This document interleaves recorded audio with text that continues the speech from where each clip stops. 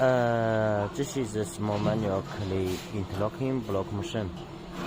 This machine,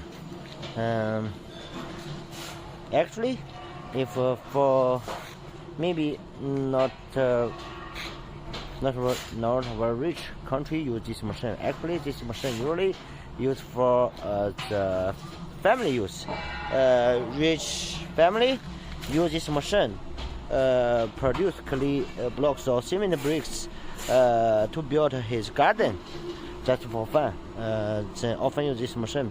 Maybe some area use this machine to produce bricks to build house. This is South Africa solid clay interlocking bricks.